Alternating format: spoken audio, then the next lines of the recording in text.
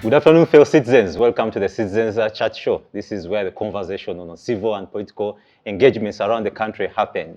And of course, today we are going to discuss the bail reforms and, of course, the war on terror.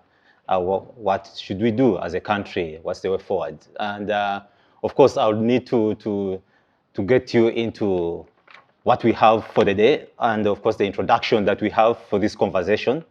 The concept of, especially on the bail, the concept of bail, particularly, its applicability is increasingly becoming contentious in Uganda.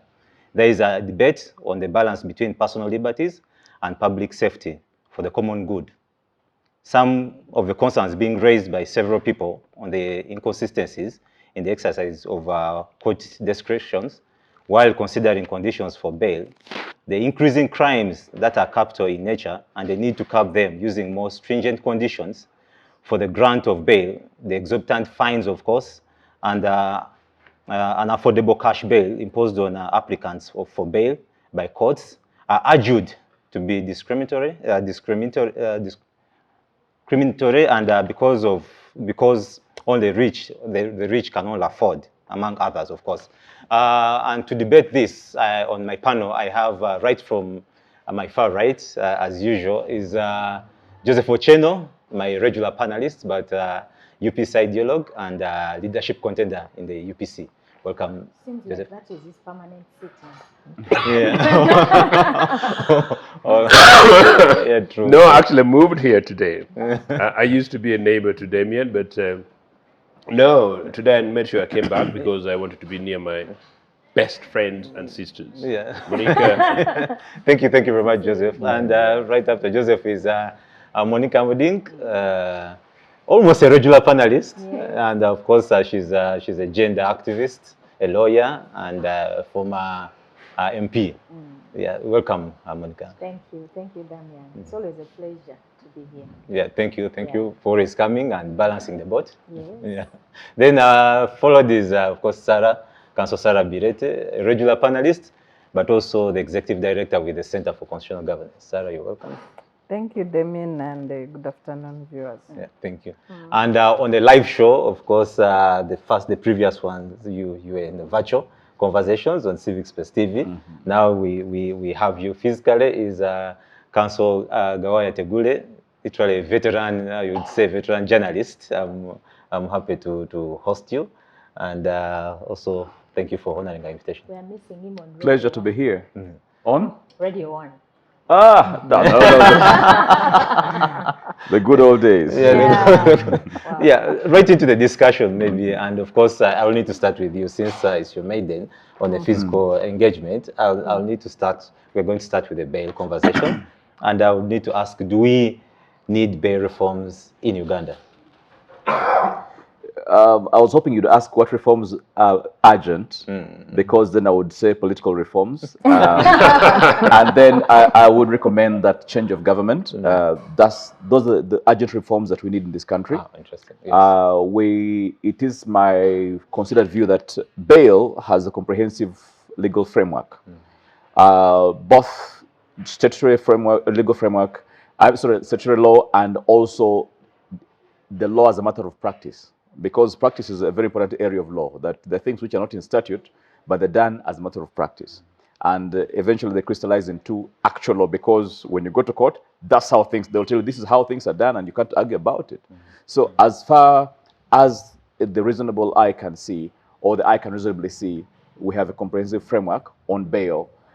If there is anything that needs to be reformed, it is by way of making bail more predictable, making bail more accessible, making it less capricious, in the sense of the court wakes up in the morning and says you'll pay to the court into the bank 5 million shillings cash now, or else in the meantime you go back to jail. I mean, there are things we need to harmonize that make bail easily accessible to the citizenry, because bail, in my humble view, is a human right. And it's only qualified by statute, but it is a human right that must not be tampered with. So if we were to have to call for reforms, the first reform I would call for would be change of government, change of president, But not the bail reforms. No, I think bail is something we don't need now. As far as the practice goes, I think the courts have been handling it fairly well. There is room for improvement. We can discuss the details, but it's not something that should be a matter of national concern at this point. Yes, to warrant a referendum, to warrant Parliament being, caught by the scruff of their neck and saying, you need to pass this law to amend the constitution or to pass new laws or whatever it is. I think that is where we're going wrong.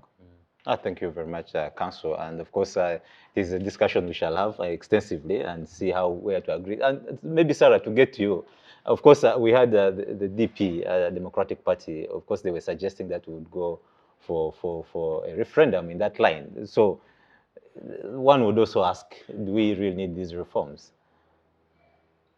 Well, the reforms we would need as a country are judicial reforms, not just on bail. And the biggest challenge we have with the administration of justice, I think, is two-way, is capacity and resources. So capacity in terms of the investigative arm as well as the judicial arm. Because if you look at the number of judicial officers, the Chief Justice has been consistent in highlighting the gaps he has at every level of our court system, at a grade 1 magistrate level, at chief magistrate level, at high court, at court of appeal and Supreme Court. We have gaps in all these courts. So the first thing we need is to fill the gaps in the judicial system and to be able to deal with the case backlog in court, to create the speedy administration of justice as provided for under Article 28 of the Constitution. But also when you look at the other challenge we have with administration of justice in this country is the investigative arm, the police and DPP. We lack expertise in police. The world has gone digital. We still have instances where an investigative officer comes to court and says exhibits were eaten by rats. Which rats?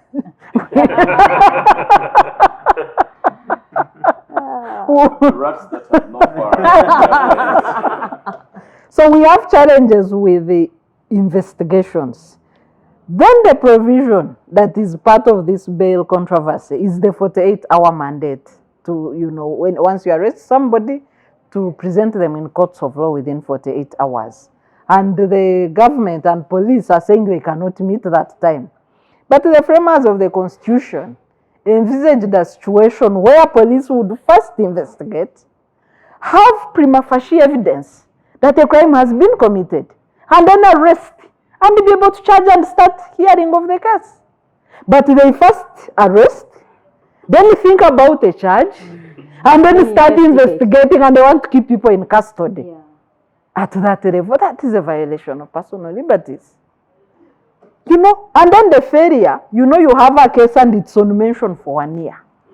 We are investigating. Why did you arrest if you had not investigated? Can I chip in, Sarah, on that issue? Yes. This is a critical issue, the 48-hour limit. Yes. In civilized countries, you investigate completely. You take your time to investigate, then you make an arrest. And I think the purpose, like you rightly said, is that the moment you make an arrest, you're basically ready. You're ready for You're court. ready to roll. Yes. Or you have the latitude to say, okay, fine, you go home for now. We shall get back to you, but come back in a week's time. Yes. Which is really a very simple thing. Yes. But I think one of the strangest things is that when the moment they arrest you, the biggest source of information is you yourself. Who has been arrested. So they want, and that's where the torture comes in. Yes. They want information. You give us all the information you need. Accessory. To be the principal witness. Yes. Against yourself. Against yourself.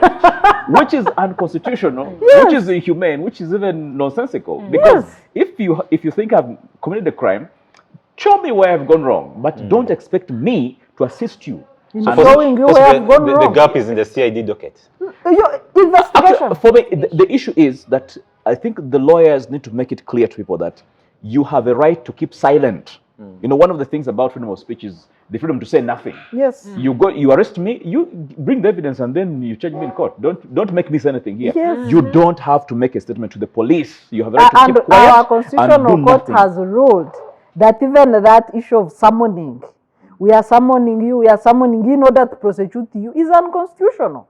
If you have evidence, you can go to court and court will call me in the Oraro Tun case. Yes, so, and in involved countries, dear listeners, that's why police officers, of course, very professional. Once they pull out their badge, identify themselves, they tell you are under arrest for crime ABC, and you have a right to keep silent. Because whatever you're going to say from then on can be used against you. They have the evidence. But ours is the other way around. Even when Article 28 clearly stipulates some of these things under the right to a fair hearing. And then maybe last, as I conclude in my introduction, on the call for the referendum, Article 28 is a indirectly enshrined article or entrenched article under Article 44 on the rights that nobody can derogate from, the non-derogable rights. So a right to a fair hearing, nobody can derogate from it. And you can only change that through a referendum. So I think that's where a debate for a referendum comes in, because the right to bail and what the state is proposing violates the principle of the presumption of innocence, as well as the principle of non-discrimination under the law. Before the law. Yeah. Thank you very much, Sarah, for that extensive brief. I need to go to possibly Honourable. You also need to take us through it. Do we really, because we need to extensively engage around this area, do we need these bail reforms in Uganda? Well, I think mine is going to be a political response.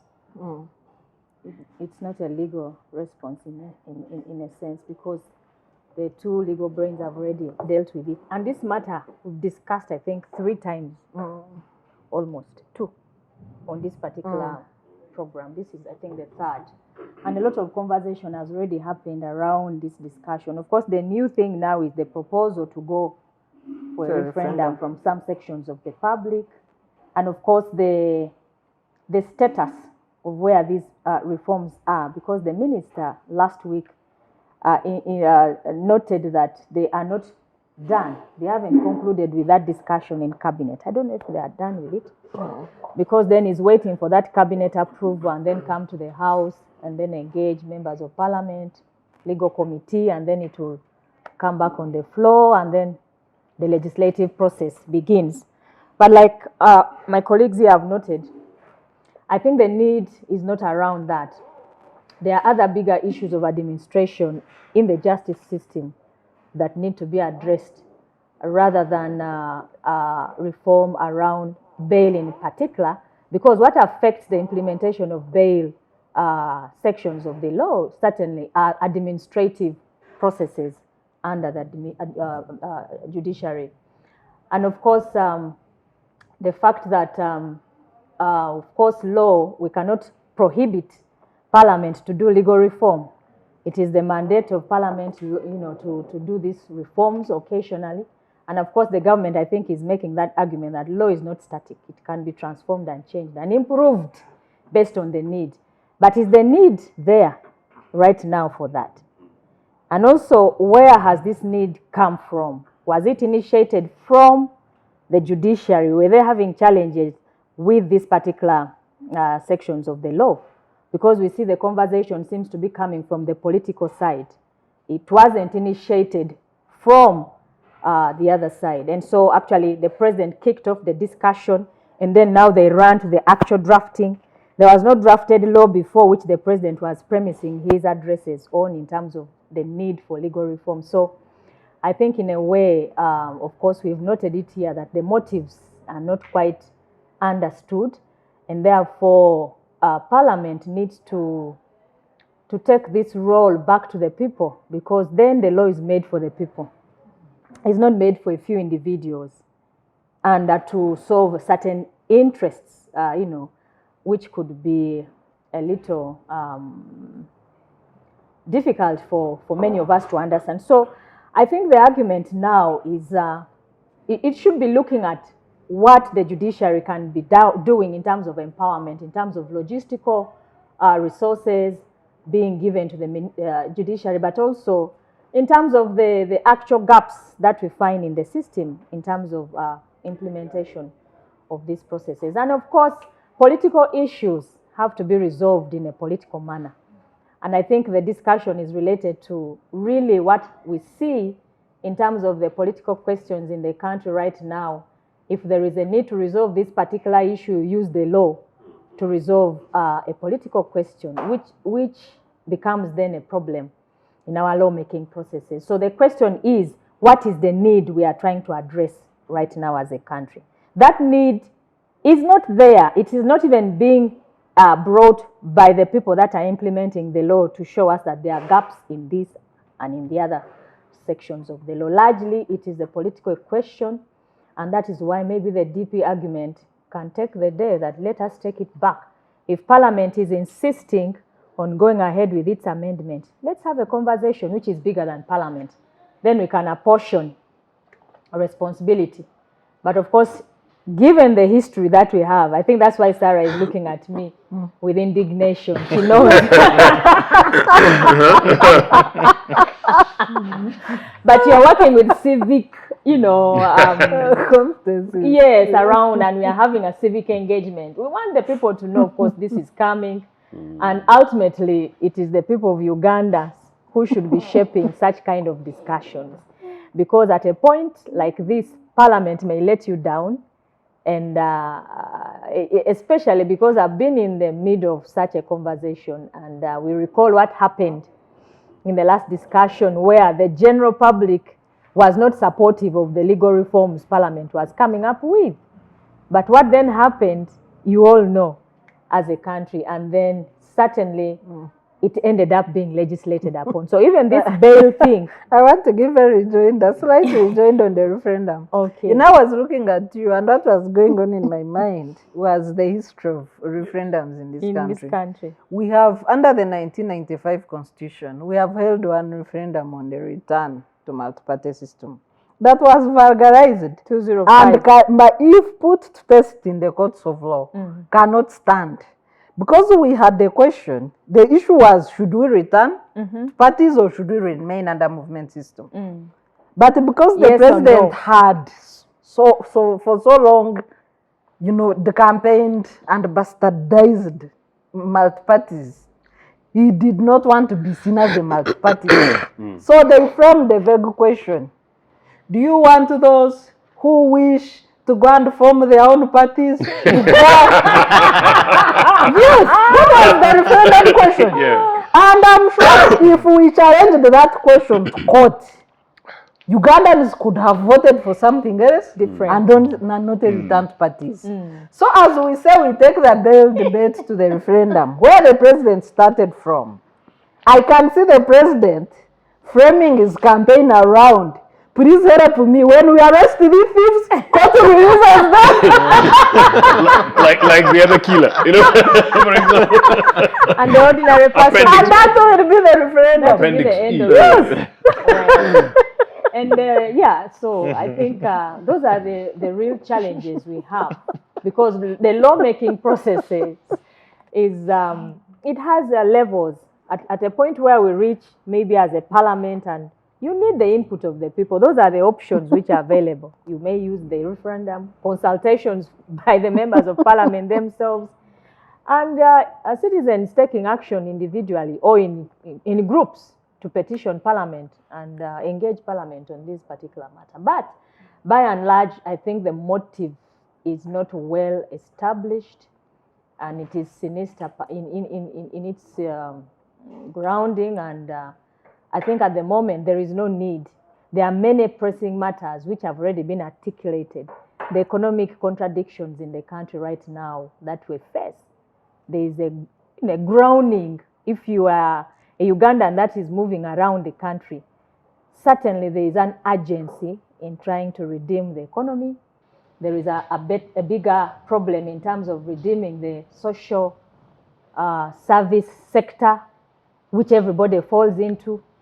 The recovery from COVID is more urgent for this country than bail reform, which actually have a very elaborate constitutional provisions and legal provisions, which are sufficient in my view. Yeah. Okay, interesting, Honourable. And of course, then I'll need to finalize it with Joseph, because of course you brought it into and gave it a political perspective. Yeah. And because Sarah and Councillor Tegulle are lawyers, I would also want to bring in Joseph to also give us possibly a political perspective from your angle as a person who is highly active in the mainstream. You can imagine that I think on this, I need to be very brief, because I think Monicah has suggested that we are now going almost through to the bail debate fatigue. One. Number two, it's absolutely an unnecessary debate. Three, I genuinely believe that it's a diversionary mission of Comrade Museveni, the politician. And number four, I think I totally concur that when it comes to the question of whether or not we should have a referendum, then it is basically, again, a game's play. I would actually suggest, if my brother Norbert were here, Mao, I would possibly say that unfortunately for that, it would just be another wasted amount of resources. Because as indicated by Sarah, maybe the guy in town would organize in such a manner that he would get, quote, the results that he wants. Because the truth is actually that we don't need a referendum, and we really don't need major bail reform. I would also put it the case that the referendum we had on the return to multipartyism was unnecessary, and I campaigned against it in terms of wasting resources. But because you, Damien, you were not yet in the media, you didn't give it sufficient coverage. The reason was... Tegulle was. How old was he? Tegulle did his best. Tegulle did it. The point was that we, UPC and others, DP joined us later, had argued successfully and defeated this Mr. Museveni in court, forcing for the repeal of Article 269. There was really no need for a referendum at the time, and my legal colleagues may want to have conversations over it. Really, ideally, it was basically a parliament sitting and simply saying that, look, this is what needed to be done. But neither here nor there, and of course, I'm not quite sure. The fact that actually we had defeated these guys in court and Museveni had no option, he still went ahead and tried campaigning, actually generated a lot of resources for people to go around and basically make money, the looting, corruption, political corruption, money kind of stuff. Absolutely unnecessary. In fact, if, as again Sarah was saying, even if then the referendum was required, it could even have been much more cheaper. That is if it took place. Because Mr. Museveni needed to have told the people that, look, we lost to UPC in court, and we've been instructed to do this thing, but because it is a requirement of the Constitution that a referendum be held, let's hold a formality referendum, Yeah. and then basically resolve this matter. So like it didn't happen. I think going forward, within the context of bail, whether or not we need it, as I understand it, my brother Tegulle was suggesting in terms of what happens in other countries. I know this is what would happen in an ordinary civilized Uganda, because Uganda is genuinely a civilized nation.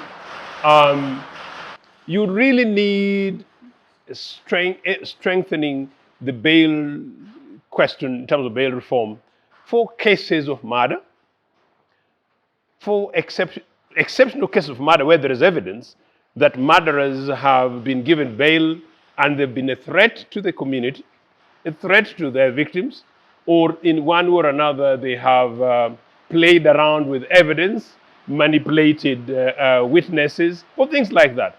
Murder and possibly rape, and in cases where particular individuals have committed these offenses and they're a genuine threat to national strategic interest.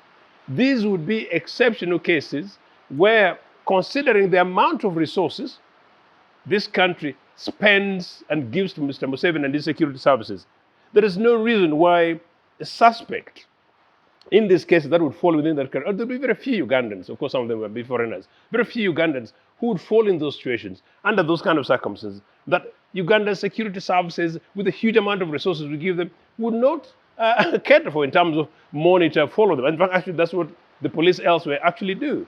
So that's really would be necessarily that's actually required. But also there is a point which had been raised about the role of the police.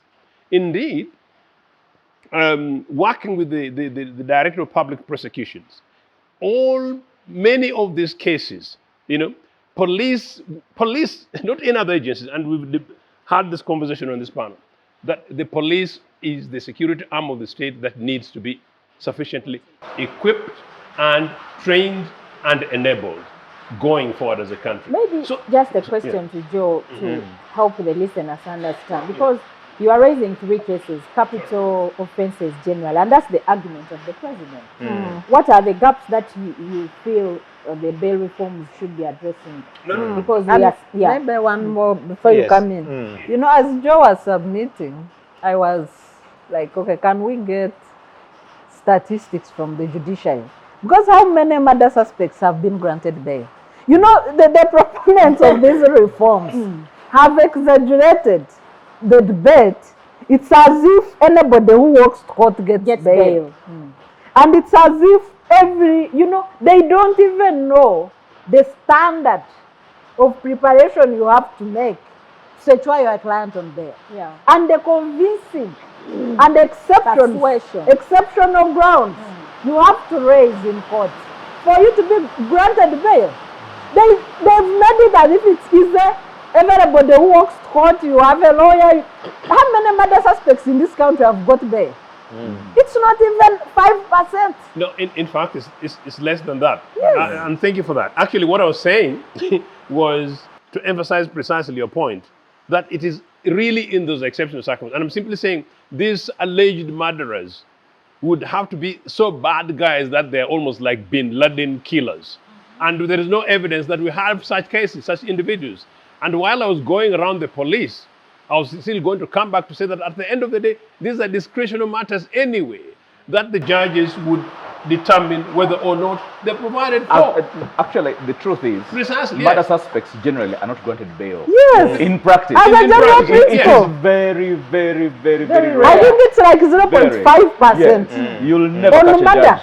On murder, on rape, I don't even know a person accused of rape who has been granted Indeed. bail. And I don't even know. largely for health reasons. Indeed. And so what I was saying therefore, that outside those few, then we would have these cases where before somebody is taken to court, the police, the investigating arm of the police, the special branch, police special branch that UPC equipped, that this NRA has decided to kill, in creating their mini alternatives, would be so established that the DPP is fully satisfied that this is a case which on the balance of probability, or is almost perhaps beyond reasonable doubt, is going to go the other round. And so therefore, let's take it to court.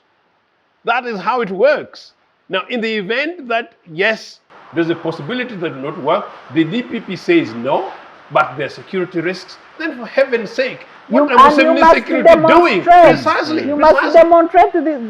There's a huge amount of waste of resources, waste of national resources, diverting us from the key issues that at the moment is urgent. We want to know the state of the nation as far as COVID is concerned, the state of the nation as far as the economic reforms and regeneration post-COVID is concerned, as the state of the nation, yes, and the opportunities that before we went into this program, we're having a conversation with a coffee farmer about possibilities of Ugandan coffee farmers becoming the multimillionaires in the ownership of our coffee.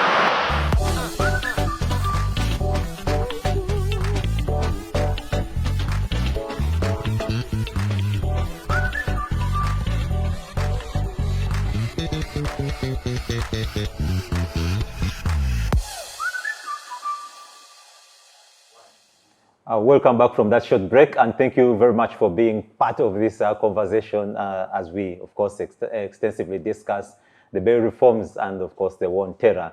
And, of course, on my panel, and today I have Joseph Ochieno, I have Monicah Amoding, Sarah Bireete, and, of course, Gawaya Tegulle, who are helping us understand these issues as they are happening in the country. Of course, we are powered by Inspire Coffee that is boosting us today. Right in, Councillor Gawaya, I need to again pick your mind. So of course, you had your areas on where we should start as the reforms in the country. But I need to ask, how best can we really approach the need for radical reforms in Uganda? Let me first read to you. There was a case yesterday. Have you addressed yourself to it? No. The Seremba case. Not it. This is fresh case yesterday in Court of Appeal. The story. This Seremba Dennis versus Uganda. It's criminal appeal number 480 of 2017. This is what the judge said, and which should help inform Ugandans about the problem with what Museveni is saying or proposing. He said, before we take leave, let me bring it. We accordingly allow this appeal. The guy succeeded. What was the case about? Facts, brief facts? Yeah, you'll see. Holding that the appellant had not been properly identified as the participant in the crimes was accused of. We quashed the conviction. We set aside the sentences. Before we take leave of this case, we must note that we are gripped with some measure of anger over the delays in our criminal justice system. The offenses in this matter were committed in 2012, and the accused persons were taken into custody almost immediately. A trial occurred 5 years later, in which this appellant was convicted and the other accused persons acquitted and released. The appellant has spent another 5 years in custody before his appeal was heard. After 10 years in custody, he is told, you were wrongly convicted. This type of delay is ruinous and unjust to anyone's life caught up in the criminal justice system of our country.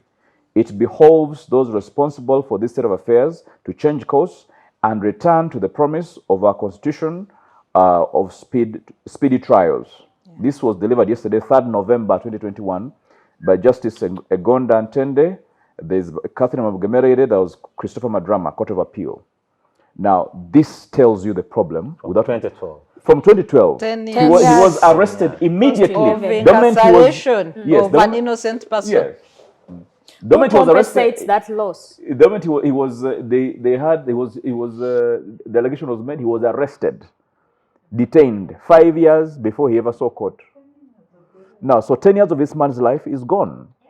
And you see, this is why we're saying what the president is saying is ridiculous, and he ought to be ashamed of himself. And anybody who loves this country, anybody who loves humanity, must fight what the president is suggesting with all that they have in them. This is the tragedy we're talking about. And it can be anyone. Yes, see, that's the issue. It can be anyone. Yeah. It could be any of us today, God Yeah. forbid, or our children, or our spouses. Yeah. I mean, this is the tragedy we're facing, that you have a system that doesn't work. And that's why you were saying that, there are things we've got to fix in the investigative machinery. We've got to fix that. The police is very badly equipped. They are wrongly oriented in terms of the psychology that drives the force.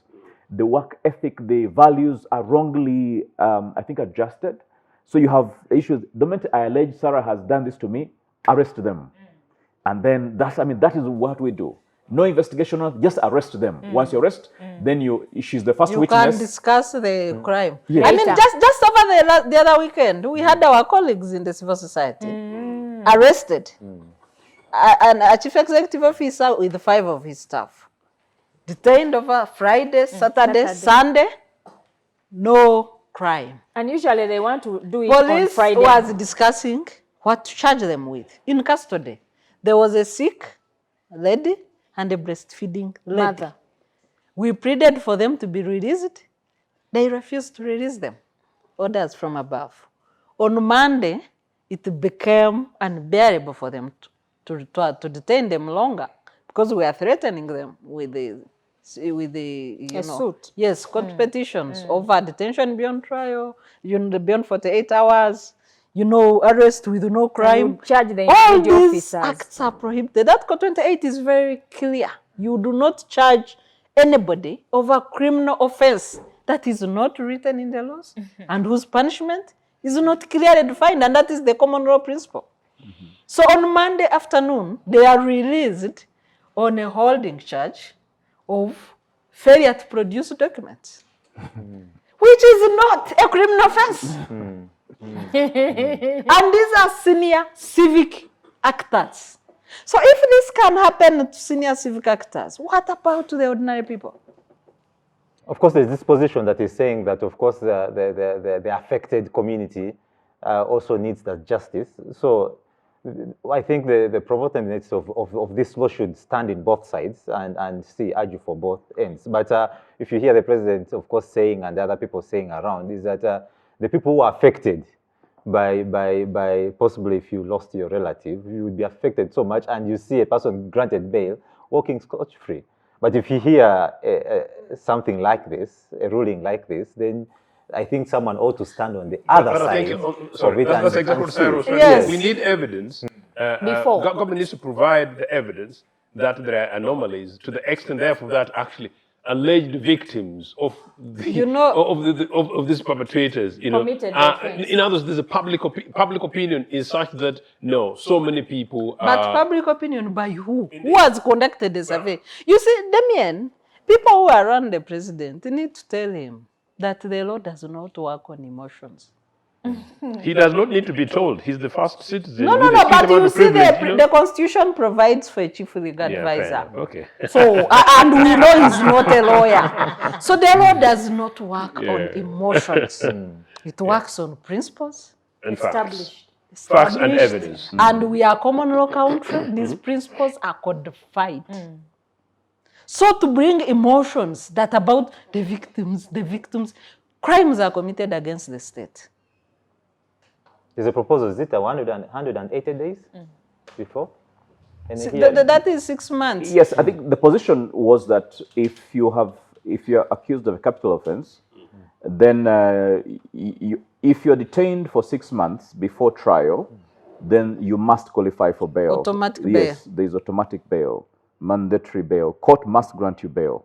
If it is the non-capital offenses, then usually they say 60 days. Yes, that's but 2 also, months. Council, we need to add that Which is court one does not extent. do this. Yes, We have a lot of people, 2/3 of people in our prisons are on pre-trial Pre-trial detentions. detention, yeah. The citizens are feeding people who are not supposed to be prisoners. Who will be like Because we Serena. have a presumption of innocence. African Union has regulations on pre-trial detentions, and Uganda has signed those regulations condemning pre-trial detentions. But here you have a president who has put his signature on these pre-trial regulations and African Union, and he's busy promoting the concept of pre-trial detentions, and he's also violating the principle And I'm of sure- presumptions of innocence in our And I'm sure constitution. he flew in a very expensive jet, our jet, from here to Addis, perhaps, wherever that was signed. Just remember now, that. My question and position here is, should we take this question to the people through a referendum?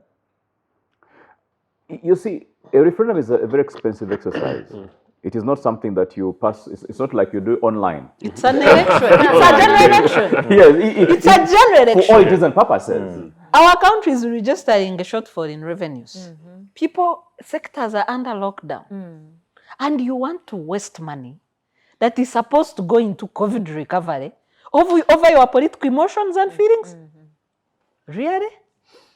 Well, Because if the president were to say, okay, if we look at the money that they would invest in the referendum, the billions that would invest in a referendum, and we say instead of that, we are declaring that after the economic meltdown caused by COVID, we want all the kids in Uganda to study for free for the next 3 years. That would be a better use for our money. Then every child can know, oh, I can it's just And go to the school. parents can The be parents allowed to relax, recover, yes. to work and Say, we don't have to recover. pay any fees. Let people just go to school, whether in primary or secondary or university. No, we have that capacity, by the way, to say free education for 3 years. We can do that. And you have no idea how many lives would change because of that one action. There are kids who drop out of school when they're in S3. Just before reaching S4, they drop out. Others in S5, just before getting to S6, you drop out. You don't have money. Others, you're in university 2 years, you drop out. No money. Actually, at every level, council, we have 50% to drop out. The people that enroll for primary, they don't move P1, to senior. only 50% sit PLE. People that enroll for senior 1, about a third drops out, secondary level. Even A level, we have dropouts. We have people who get lost during the education cycle, and these statistics are to NEB. Actually, Sarah, it is 15 million who get enrolled. But by And the 7. time we reach P7. secondary, there are only 2 million. Yes, From 7 15. sit PLE. So, but I think what Damian is trying to do is being a devil's advocate in the discussion. Because the president is making a case that, you see, I am not going to amend the law on my own. I'm going to my parliament. And I think we've not addressed our mind to our expectation of that house, how it is going to play out its, the dynamics that happen in that house, and then why the referendum eventually Question is might being be tabled. Yes, but no, yes. a little involving exercise But for the citizens, who has money at for the cost referendum? of course, every Ugandan. But the reality, highly indebted, registering revenue shortfalls, and then Yes. you start, the world leadership, all serious leaders are focusing On economic- on how to recover their nations from the severe effects of COVID. Yeah. And here we are debating issues that were resolved in Constituent Assembly when the Constitution was enacted 26 a years. quarter century Instead ago. of focusing Indeed. on a dilemma facing us today Yeah. of the COVID. Our children have been seated home for 2 years. People have not been working for 2 years. It's only a buzz of rich people that are operational. You have the poor people under lockdown for 2 years. And then you are taking a referendum to them because you know you can distribute a few peanuts. You go to a rally, you have envelopes running around, 300,000 per LC1 chairman to distribute, and then you get what you want. Yet the people are suffocating and dying. People who have survived COVID are dying of hunger and starvation. Indeed, and Demian, I think really that question of yours to go, Monicah has actually just helped that you're playing the devil's advocate, for which we concur, because it's your job to present and moderate, but perhaps to get people thinking. Clearly, Monicah's lamentations are that it's unlikely, and Sarah, indeed, that it's unlikely that the National Assembly, this is Parliament that gets 200 million for cars, is unlikely to stand up and stand firm against Mr. Museveni. Yeah. After all, it is his thing, Mr. Museveni. Now, I think the proposers of... You've seen the PM talk about it. The government chief whip has already made mention that what the president wants must he gets.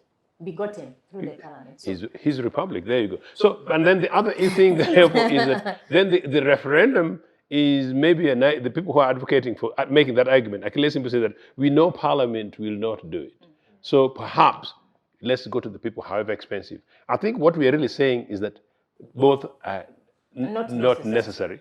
And Mr. Museveni needs to review his conscience on the basis of the points being raised by Gawaya and Sarah and Monicah, that actually today and before we went to break, it's about COVID, it's about economic recoveries. And as I said early in this conversation, I'll repeat this, we had Ugandans here, industrious Ugandans, who were looking for how to create jobs for others while enabling their businesses. Government needs to be able to intervene, to survive, to intervene and create enabling environments in which the unemployed, including the 13 million that get lost in lower primary, that Monicah is talking about, are catered for. That is where the debate needs to go.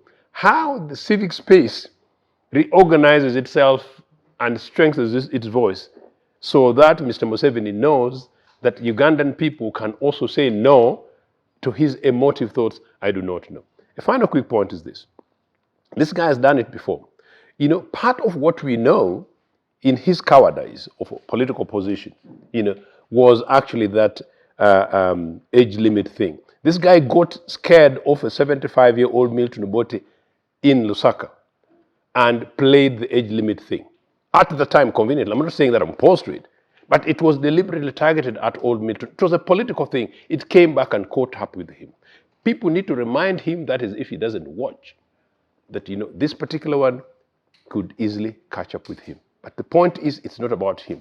What Gawaya said down there is criminal. That Gawaya. is absolute miscarriage of justice, that somebody suffers in prison for 10 years for a crime they've not committed. And if it is a criminal, indeed, an incident, then some funny criminal is being held somewhere. I think that's something that Ugandans need to think about, and Mr. Museveni needs to review his conscience. I just want to raise a question. It's not to be answered in this place. I don't know what more else we need to do as a nation. And Gawaya, you are talking of radical political, Sometimes I'm like, is there a better way to get the president comfortably out of that, position? Because we are realizing the cost to the country. And if we don't begin to think about that, especially the ruling class or the ruling party, to at least, because we know this hubris syndrome that they talk about, maybe it is going deeper and deeper. Which was finally articulated by a certain general, Eli Tumwine. Yeah. So it looks like we are stuck in a sack of things, and we may not be able, because people attempt to use the elections and there's a challenge. You use the law, there is a challenge. There is everywhere a blockade. So are there options we can talk about? I was thinking, because of what I was hearing him this morning doing, he is talking about getting to sit down the country, Ethiopia, and the rebels and all that. Maybe it's well suited for those international, Great Lakes conversation now is bigger than Uganda. If there was a person who could talk to the president, who can that person be? But there was a conversation in Can we get people to talk? By the time he said he was offered the job by the UN himself, he could now begin to envision the East African discussion, and then maybe we put him there to relax and rest from this conversation. Okay, maybe so we recapture our country and take Gawaya answers that. I want to ask him another question, really.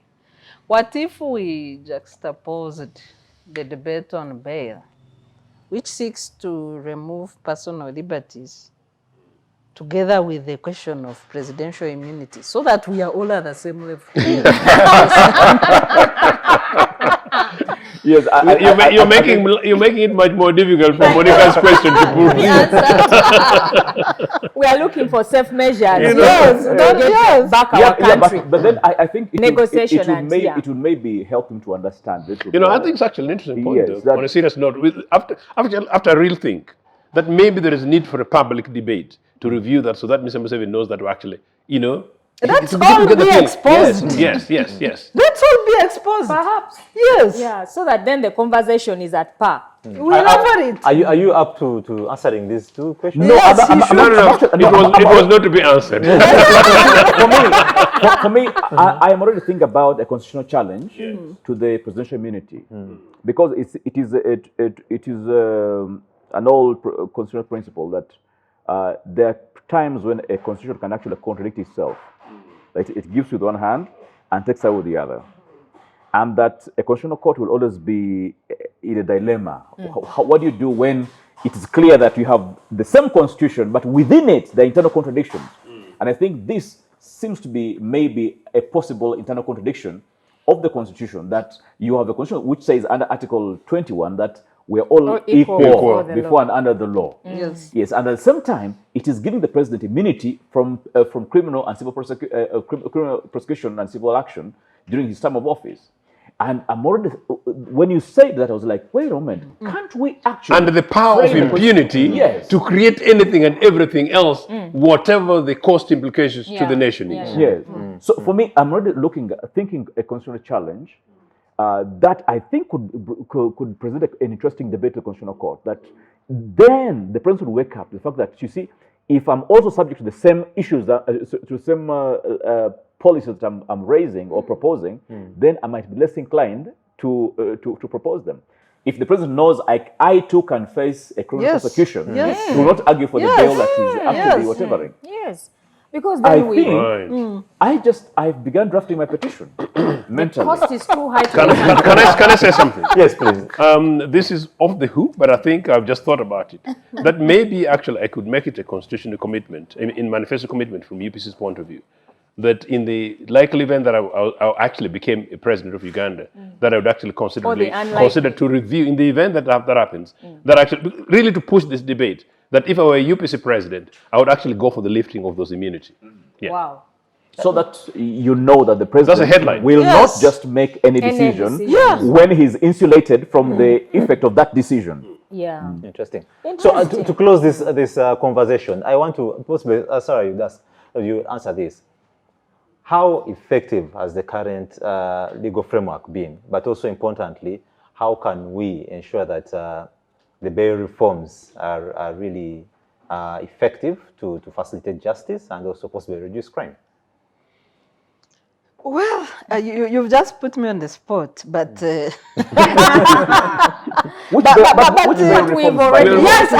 I'm coming to this. The judiciary, I think, of recent, both the Chief Justice and the Deputy Chief Justice have spoken on what they need as judiciary.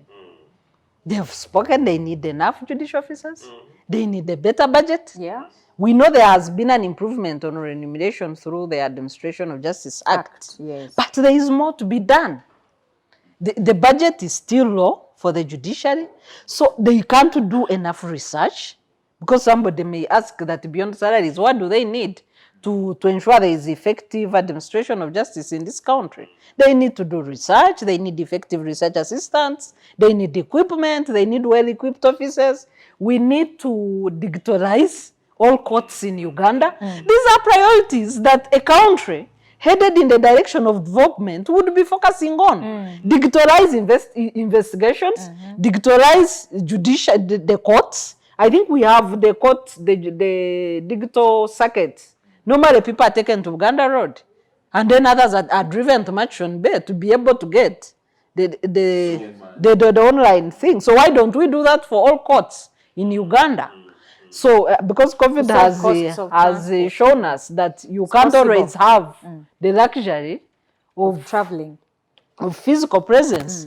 Two, if there are people suspected of very serious crimes, I think they are better off not being transported.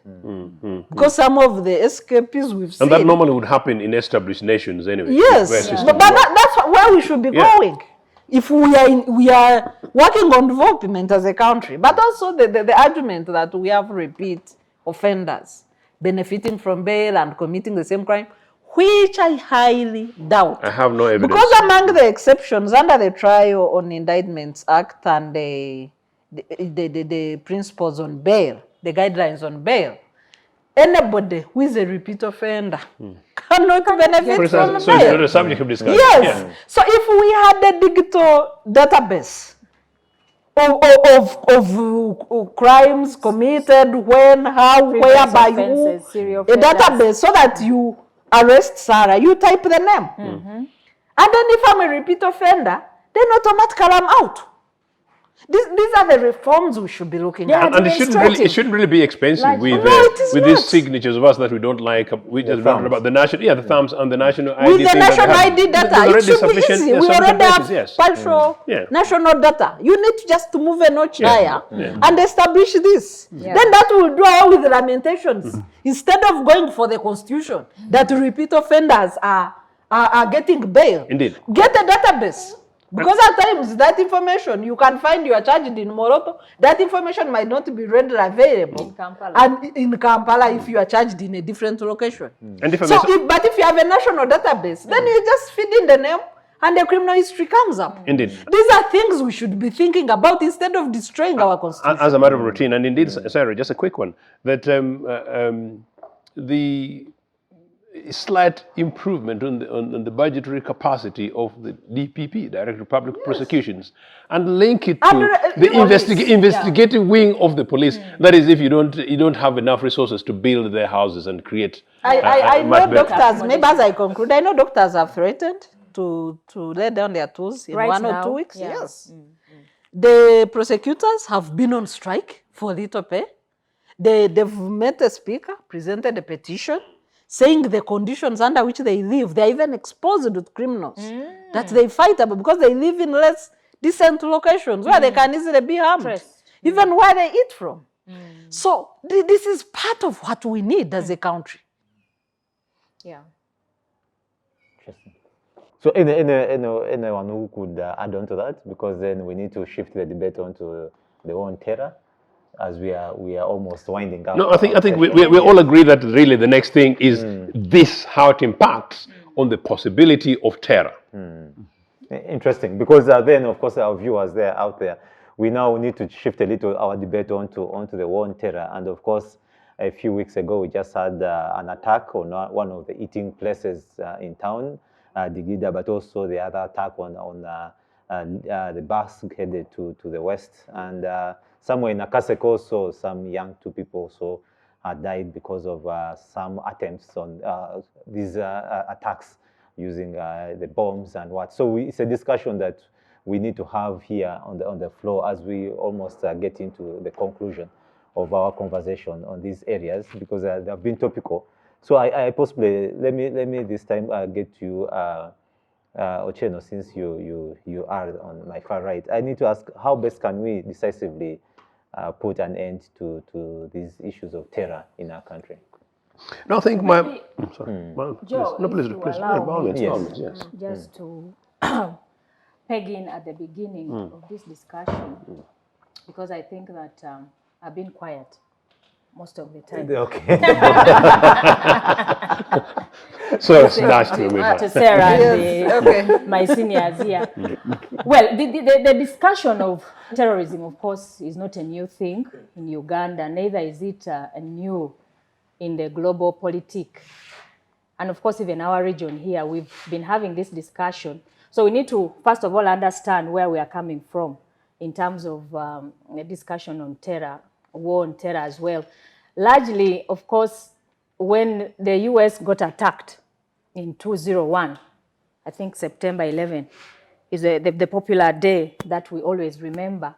And since that attack happened, of course, the world went awash with this conversation. And of course, the US began the war on terror in Uganda, I mean, in the world, the global terror, war against terror globally. And of course, began building allies around this work and also some sort of ethos on how to respond to this challenge that the world was facing.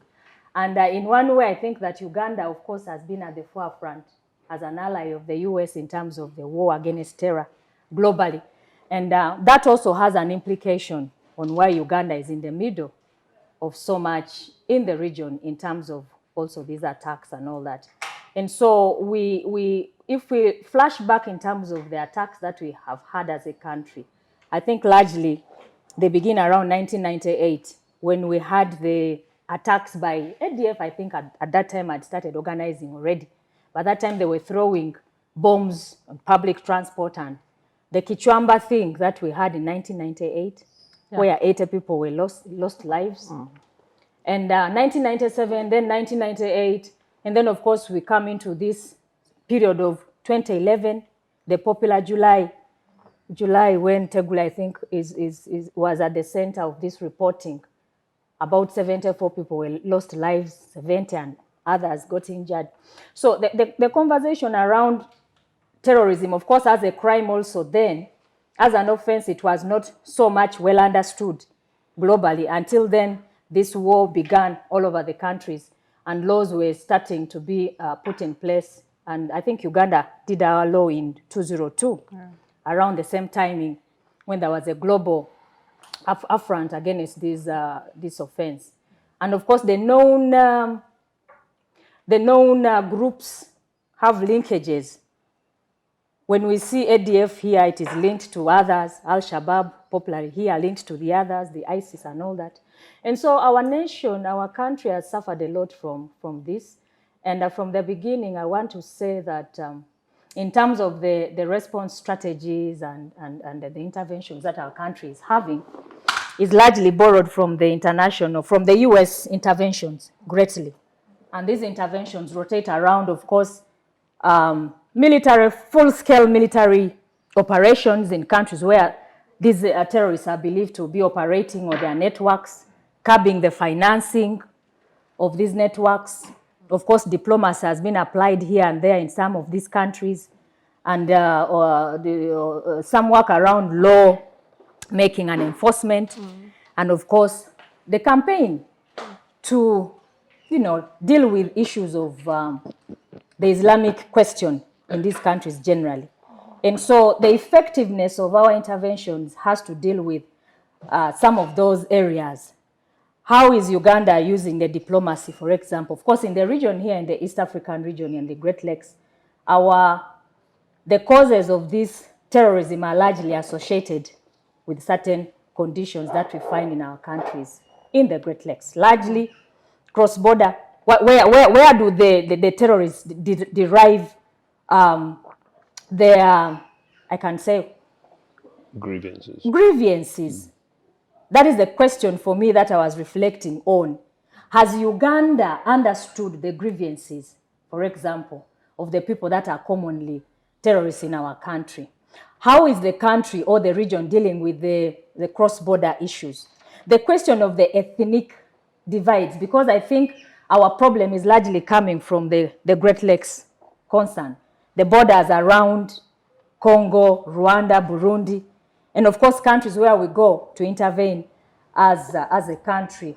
Somalia in particular, where the Al-Shabaab is based and all that. So for me, I was just reflecting around the response mechanisms, the role of Uganda in these cross-border, wars that erupt around our nations and how they affect Uganda. And of course, the grievances that these people who attack our country derive that. Of course, it is difficult to talk about the conspiracy theories in such a conversation, because before you know, probably tomorrow, they'll be knocking at your door, because there are, of course, the exceptions to it. There are other conspiracy theories going around why some of these attacks and counterattacks in the DRC are happening. But by and large, our effectiveness in responding to issues of terrorism in the country depends on the developed ethos globally. How are we responding? Are we using diplomacy, for example, to deal with these issues?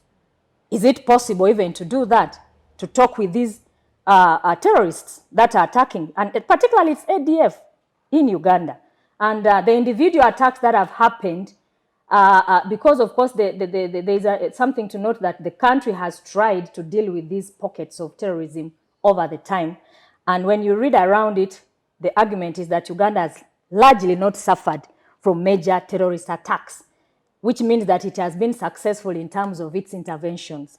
But we see, rather than the wider attacks, which have been claiming many lives, the individual attacks on the persons, those attacks that we have, the Wamala attack, the Joan Kajenzi and others, the individual attacks are also claimed to be terrorist attacks. And of course, even the rebel activities in the country had been largely termed as terrorist attacks in the country. So the effectiveness of a country in responding to this, in my view, is largely around those 5 areas. How are we addressing the grievances of those individual groups and peoples? Because largely they lead to terrorist attacks, the economic grievances, the social, economic situations in our various countries. Number 2, how are we dealing with the law enforcement? Because I feel the law enforcement in Uganda, the Anti-Terrorism Act itself, is being misapplied. And that is also another source of grievance. In terms of tracking, we seem to be seeing the act being applied only to political cases, largely because it's foul. So wider, it has a wider application in terms of catchment. So quite a number of issues I wanted to throw around, but maybe Joe can help me build. But then I feel generally that the country has tried, but in terms of the response, there's still a lot, because the underlying causes have not been dealt with. The porous borders have not been dealt with. The terrorists come and attack and retreat, maybe in Congo and other nearby countries. The proliferation of arms is going on in the region, and these end up in the terrorists and their pockets. Of course, the influx of refugees from those countries which are having conflict, also the terrorists have come along. You can be actually harboring a pocket of terrorists in Kisenyi here, where we keep the refugees. So there are quite a number of issues. And I like what somebody noted, that the police, the role of police in all this, and how the public, I think there was a good article somebody wrote around the week, a lady called Nalunga, that how does police cooperate with the locals in terms of issues of cooperative, community policing. And then those issues that Sarah talks about, how places can be open at this time. We are talking of COVID regulations, SOPs being applied. And Komamboga is going on as business as usual. Yeah, interesting. Yes. I need to bring in then Joseph. I think we've really given enough time. Not a lot, but enough. Handle the area. And Joseph, yes, then you can. No, I think it was important that Monicah actually interjected and actually submitted fast on this in context. But I'll just say very quickly that, look, we'll divide this very quickly in two sets. One, domestic terrorism, and 2, international terrorism.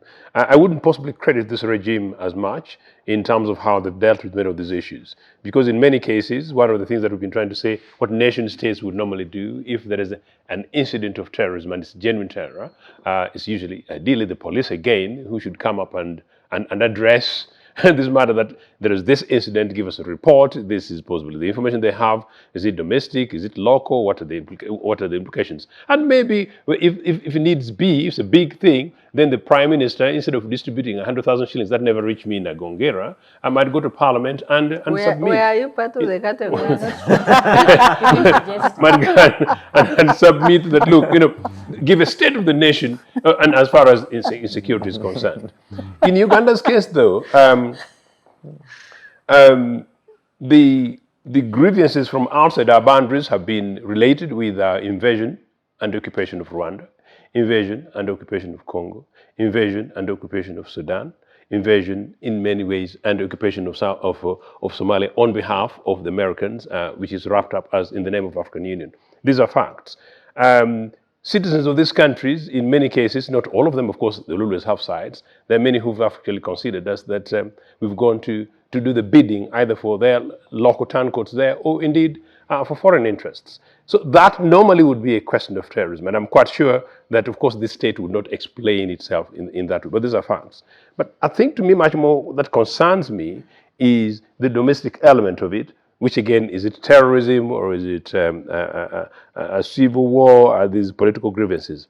I think when this topic came, what quickly came to my mind was this, that I think as a country, no wonder we're talking about wasting time on bail. Really, after a very, very divisive elections, it would really be in the interest of Mr. Museveni to focus attention on healing of the nation, uniting our peoples, creating possibilities and hopes across our communities, and making sure that political disputes are settled in a manner that is seen to be and deemed to be rather fair. Who tells you that's what he would want? Sorry? Why do you think that is what he would want or he should want? Okay. That should be the question. But you talked about securing the future.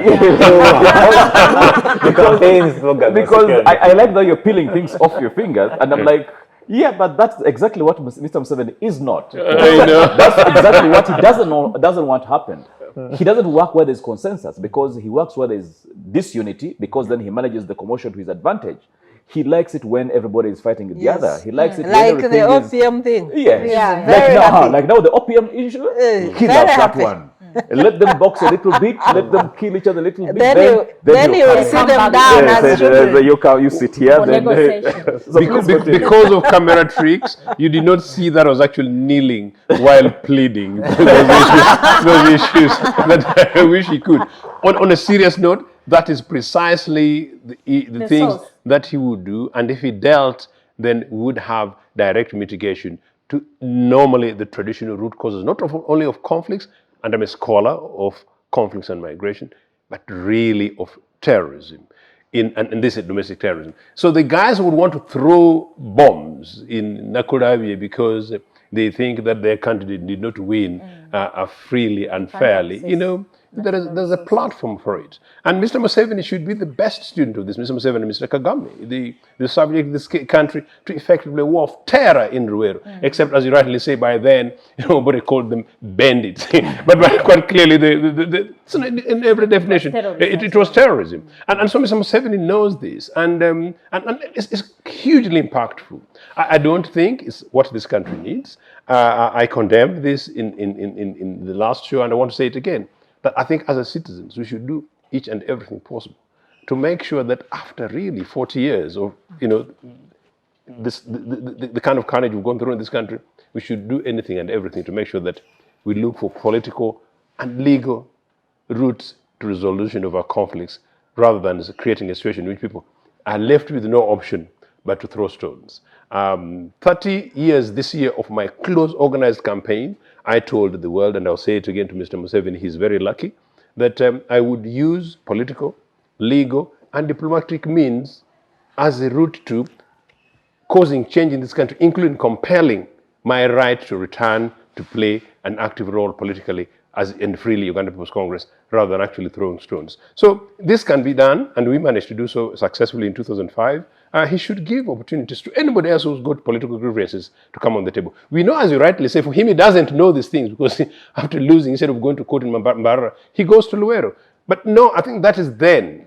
The future of this country lies in the vast majority of young people in this country and young people across this continent who are many, many, many, many. And the future is discussion. The Someone future could is argue ideas. that UPC has that platform because they are working now with the current government. And of course, the iPod platform is a platform for negotiating those political But grievances. is it- I know you want to abuse me, but the point is To direct your question to Sarah. just very quickly. that's It's not about provoking. UPC. No, I think Monicah is it right. UPC and its element?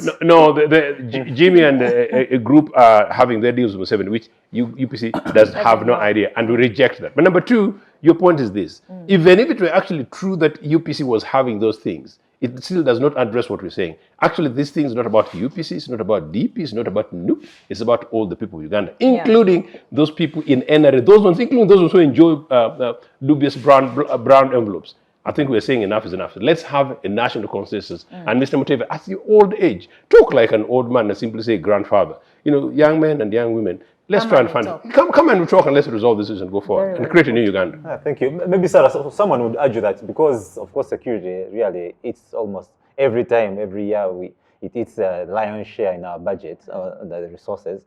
Security should be having capacity really to counter some of these terror threats that are around. Are we doing enough as a country, really? You know, a national security architecture goes beyond funding. I know that there is a lot of money in this country that is abused in the name of classified expenditure. Lots of money. Lots. To the extent that even fighting a public health crisis, we saw classified expenditure. What is classified about health?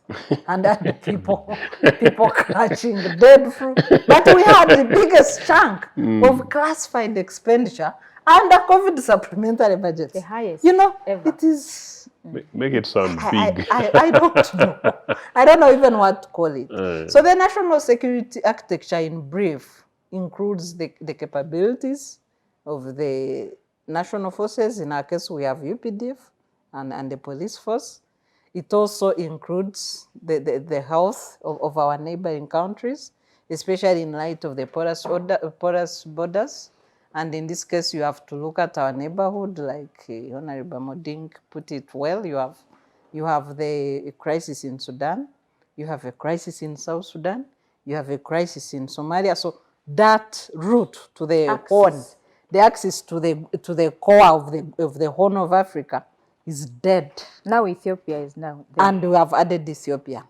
But when you come to South, then we have Rwanda and the closed border of people that are closely associated, strong social and blood interlinkages, and you say, we cannot, all your lives must stop because the two men are trying to resolve their egos. I have consistently called the Uganda-Rwanda border an ego conflict, and I can do it any day. It is just the egos of the two leaders and the competition of who should get out of power first before the other. It is simply that, in my view. Is that so? In my view, and I can justify my thinking. So, but this is not a debate. That's unfair. That's unfair. What is it? Monicah was just about to redirect the debate to regional politics. That's where we are going. The Uganda-Rwanda And the conflict. underlying Let me tell you that these two men are not in power. There will be no conflict between Rwanda and Uganda. And there is no conflict between the peoples of the two countries. There is nothing whatsoever. But beyond that, maybe to you address could the have terror that issue. debate under, deepening the East Actually, yeah, African yes, integration that's right, debate, yeah, true. which you should call us here for. But then I will expound on my theories. But beyond that, then you have DRC. Yeah, if theories. But for the Rwanda thing, for me, I think we are seeing just aggression by Uganda and a reactive a reaction from Rwanda by way of defending itself. I think the problem still lies here, and in Uganda. But what is the cause? I think the problem still lies with change of government in Uganda. If we can just change government in Uganda, you'll be surprised how the Great Lakes region settles. I'm telling you this. You'll be surprised how peace returns to this region. We have a problem with Mr. Museveni. I think there is a way he thinks, there's a way he wants to do things. He has his own secret ambition. And you are seeing that what we're seeing from Rwanda is someone saying, oh, my big brother is trying to bully me into certain direction. I'm saying, no, I'm not going, I don't allow that. I'm in my own house. Don't bring your orders here. I think that is a reasonable response from Rwanda. I don't want to blame the Rwandese government on this one, because if you're being bullied, what do you expect? I think Mr. Museveni should put himself in order, and then you'll be surprised how everything else. No terrorist attacks as well. Yes, and everything was. As far as Rwanda is concerned, perhaps will not apply. You know. So Uganda is that son in the family, Yes, that child in the family. but when you go to the violence. DRC, Yes. look at the house of our immediate neighbor, the Eastern DRC. It's infected and infested with rebel movements, basically an absent government, and the numerous natural resources. So that also affects our national security. So, and then Burundi, of course, which is unstable for so many reasons. Unfortunately, Tanzania, which used to be a safe haven for peace in the core East African countries, has now deteriorated in terms of civil liberties, and which has then made its political leadership unstable. It seems to be operating as a illegitimate. loner. It is competing with Uganda. Why? In terms of deterioration. Very unfortunate for us, because it used to be our safe haven. So that is our national architecture. Are we then secure? It is beyond classified budgets. And what role have we played in this cycle of the fragile states surrounding us? And that's where Monicah was talking about our foreign policy, which is highly militaristic, the militaristic interventionist policy in terms of foreign relations. Could it then be a source of instability back home? I think that's something that we should explore further and see to what extent it goes. Do we have capabilities to push back? Let's look at the ADF, because beyond Konyi, beyond that axis of rebel movements in the north, starting with the Lakwena and the Holy Spirit, this country has suffered. We are all around that. Fighting against the Holy Spirit. Then, of course, which then gave birth to the roads, again using the God in the evil act. Then a new Balokole army. Yes. That one is legal. All right. Which one is that? I don't know. Balokole, I don't know what is I it. don't- No, we're just talking faith, and faith, politics, and power. You need to leave these conspiracies. Yeah, so but also that goes away from the forces we had in the central, led by Herbert Itongwa, who was part of UPDF, active UPDF. And then, of course, the other roots and the complicated debate of the late Kaira, which we are not going into. But all this can build into, or have culminated into, consistent instability in this country. Yeah. So what is the root cause? You would have given Joe to spin that around. I don't know. I'm too shy. Yeah. Maybe he knows or he doesn't know, because it's a rumor. But what is the root cause? Or what gives for these Kampala terror attacks? What gives? Because during elections, when there was instability, and of course, unfortunately, we lost more than 70 people, young people, on Kampala streets on 18th and 19th. Then the president immediately said, I have my generals. Yes. And I'm deploying them. Wow. So then what happens to these generals when these attacks are happening? But I will leave it at that. Wow. Yeah. That's a question to ponder about. And of course, then I will go to Councillor Tegulle. Maybe you'll need to give in a rejoinder, but also as a way of concluding, give our way forward, our parting shots, because our time is fast spent. No, I think that where I began is where I'll end. That the biggest need of Uganda today is a transition from Mr. Museveni to somebody else. Politics is the inner fabric that determines the outlay of the cloth. It's like the inner lining of a society that determines how the cloth will look like. No matter how much I adjust the top of the cloth, if at all the inner lining is faulty, it will still appear wrinkled. And I think, to me, that is where we're getting wrong as a country. We need Mr. Museveni out. Beyond that, we also need Musevenism out. I was intrigued by the comment of, I saw a tweet regarding the Deputy Speaker of Parliament, Honourable Anita. Anita. Anita was saying, I'm going to be here as Deputy Speaker for 10 years, then I'm going to be Speaker for another 10 years, so I'm still around for a long time. I was like, okay, she's walking in the footsteps of Rebecca Kadaga, who was Deputy Speaker for 10 years and also made Speaker for 10 years. And need I add, she even wanted more. But the issue is that people follow you set precedent and people follow suit. They are mentors. Yes, they're mentors. And Anita is clearly following in the footsteps of Kadaga. So she did 10, 10, let me so do 10, 10. And I'm saying Musevenism means that people who have seen what Museveni is doing, how he leads the country, will have adapted that. So you can have Museveni, God forbid, dead today, God grant me a long life, because I want him to see that Uganda can move on without him. You know what I'm saying? Yeah. Yes, I want Museveni to live until 100. May God give him grace. But the issue is the spirit that he leaves behind, that people emulate him and say, when I'm president, I'm going to have everything. I am going to run the show everywhere. I'm going to do what I want. I think that is killing this country. That will kill this country even if he lives today. So these are issues we need to address as a country, that we want a change of government peacefully by the grace of God. We want a new spirit of leadership that comes in and says, guys, I want to do this thing for a while and then leave the stage and whatever. By now, I would have expected people like my Monicah here should be running for Speaker of Parliament. She should be Deputy Speaker of Parliament. As she warms up Please to don't become bring me president. problems. This is why I've already had enough. we want to see new leaders coming in with new ideas. That is how society grows, by constant refreshment. Just like a lake that gets refreshed from various rivers, and also some are bringing, others are taking out. That becomes a freshwater lake. There's some coming in, others are going out. But you see, here we're having what you call a Dead Sea.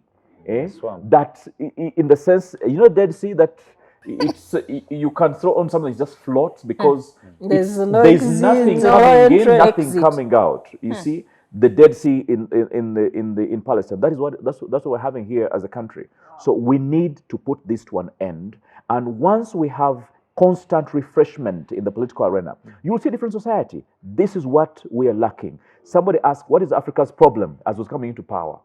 And he was right. And that is still Africa's problem. Only the difference is he's still part of the problem, instead of what he thought at the beginning, that he was part of the solution. Thank you very much. And almost that seals off your engagement. I need to also give Joseph from that side, each 1 minute as we proceed.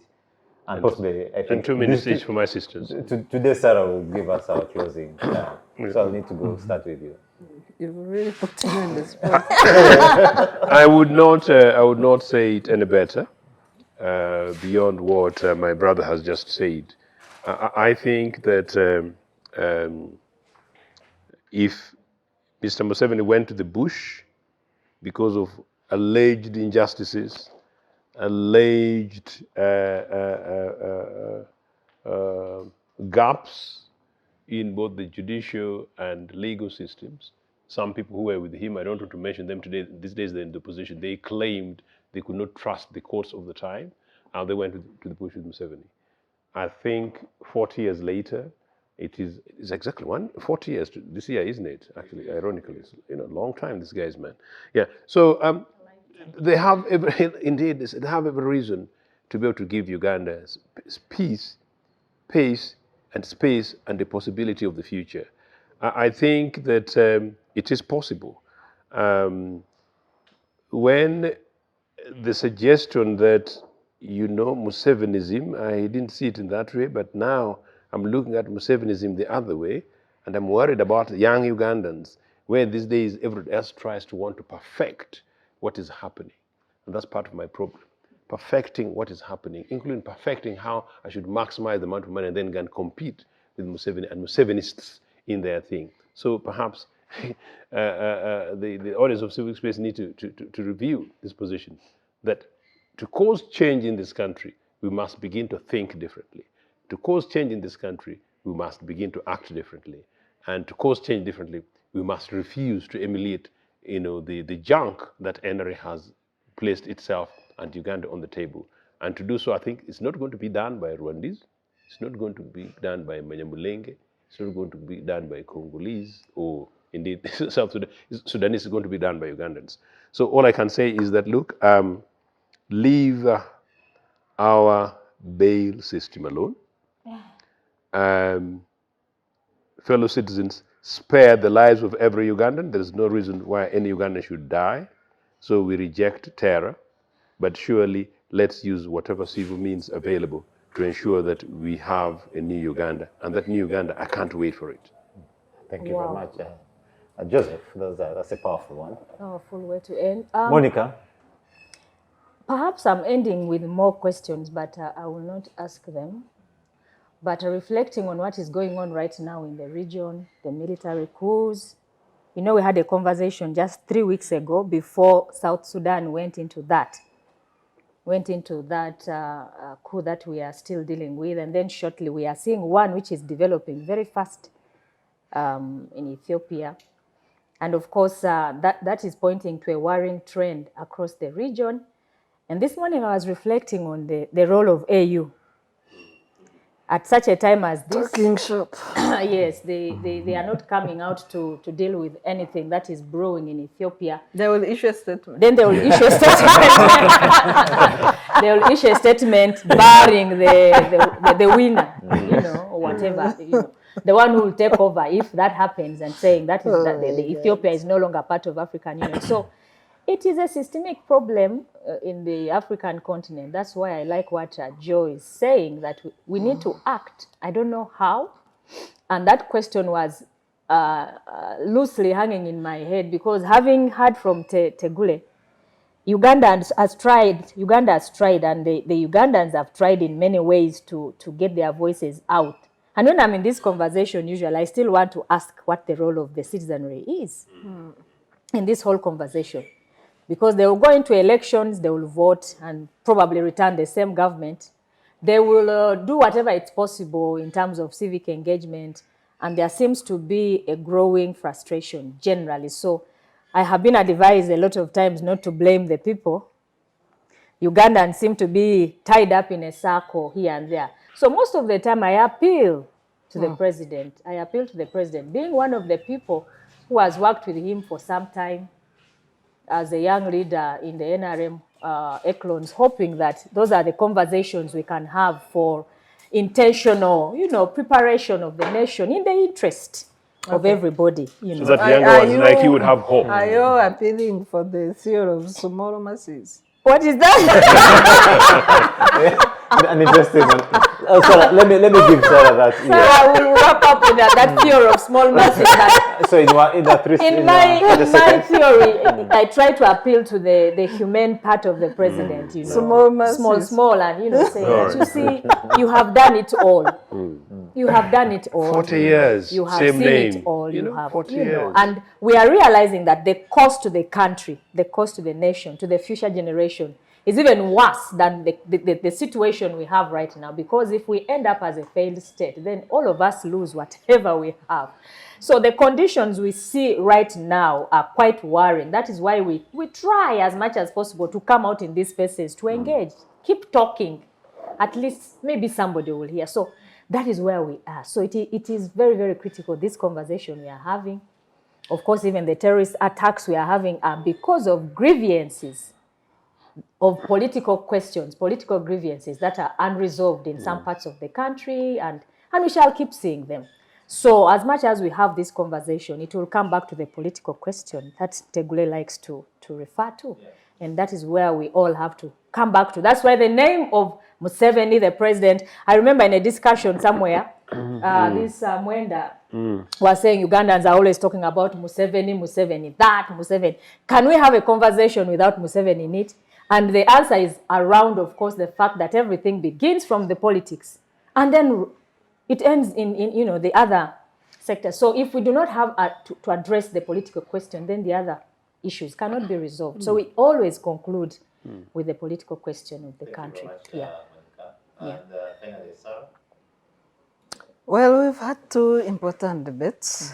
One is at the core of personal liberties. That's the attempt to limit access to bail. And the second one is the war on terror and the preparedness of us as a nation to protect both citizens, their property, as well as the territorial integrity of Uganda as a nation. On personal liberties, you know, there cannot be humanity without fundamental rights and freedoms. So an attempt to alter personal liberties and create discrimination and inequality in terms of, you know, when people are before the law, you are tampering with 3 or 4 principles of law, especially common law that is practiced in this country. You have the principle of equality under the law. You have a principle of a fair trial. You have a principle of presumption of innocence. And you have a principle of non-discrimination. All these are provided for under the Universal Declaration of Human Rights, the International Convention on Civil and Political Liberties, as well as our Constitution under Chapter 4. It's a, you know, at times people get attached to a debate and they want to make scores, political scores. Because the question one would ask, and it's a question in law, is what lacuna are you trying to cure? What is the lacuna in the law? And as our Honourable Attorney General, in his proposals, he even made, among the proposals he's making on bail reforms, one of them has no basis even in law. So one that a lawyer would point out is, what are you trying to cure? What is the lacuna? I think there's none. Where is the problem and who is the complainant? I think we have one complainant, who is the president of this country. Normally when crazy proposals are being fronted, everybody uses the people. Where are the people? We even blame them. Where are the people in this? How have we prepared them? How equipped are they to engage, given our illiteracy levels, poverty, and lack of access to information? So how prepared are the citizenry? And then when politicians want something, then they claim it is the people. But if you ask them to line up here and trust the people, my friend, they have to send loads of envelopes or there will be no people. They claim that people who are granted bail are killed. I don't know any. We need to speak with statistics and figures. Law deals with evidence. So as people advance this, and unfortunately, we know the president always has his way with the Constitution, using all the tools available to him. Mainly, he likes using 2 tools. The tool of the security forces and the tool of the treasury. Because I don't know that those envelopes that cross MPs, each time our constitution is altered in a way that is not the wish or the intended purpose of the people, it's normal about money or violence.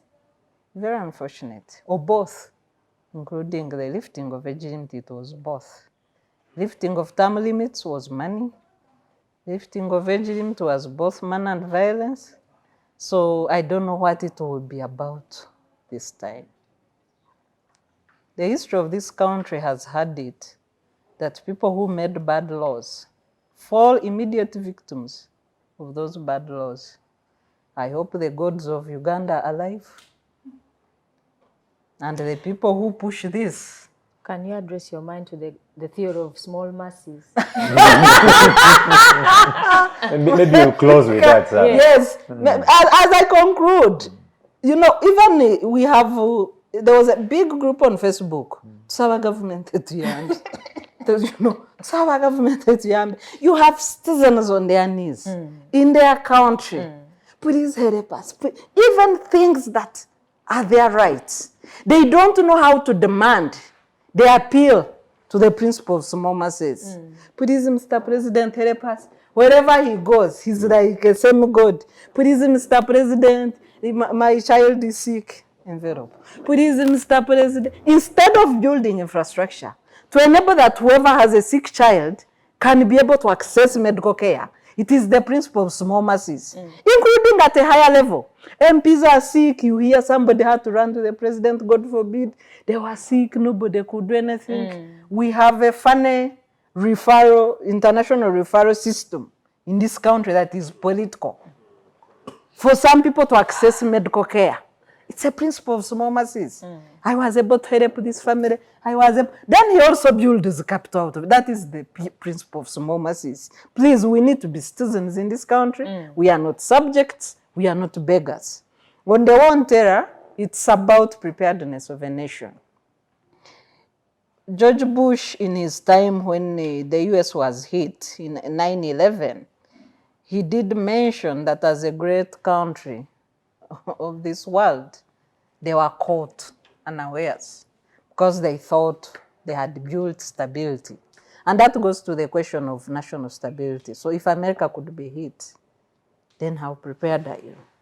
And he did, in that same clip, mention that countries should prepare, stable countries should prepare, be able to detect and prepare of events 3 to 5 decades before those events happened. And he was even making a strong appeal for people to prepare for the flu pandemic in 2001. And indeed, today we are struggling with the flu pandemic globally, and there was no preparedness. So I think leaders need to work smart. We need to think and work for a stable future. And that builds in the debate at the COP26 of climate change that we've not been able to debate today. We must invest in the future and secure the future. Thank you very much, Sarah. That's a powerful way to end our conversation today. And of course, thank you to all my panelists for the day. Thank you for honoring the invitation, Joseph, Monicah, Sarah, and Tegulle. And also to our viewers out there, of course, with the Civic Space TV, and importantly with the Citizens Chat Show here, we try to give you the possibility, like Monicah said, continuously posing questions for us. We are here to enlighten. We are here to give you the reason to provoke your mind to take action as our civic duty, so that you can be part of the governance, part of change of this country. And I hope this debate today has tried to provoke you further and also to help you awaken you, especially with the ongoing reforms and also the security around your areas. Please, I hope we can all take care around our homes, but also importantly, be part of what is happening that will possibly affect you or your relative somewhere out there. Don't be left out, and also don't cry foul when things happen. This has been the Civic Space TV. This has been the Chat Show. Please, let's meet next week. May God bless Uganda.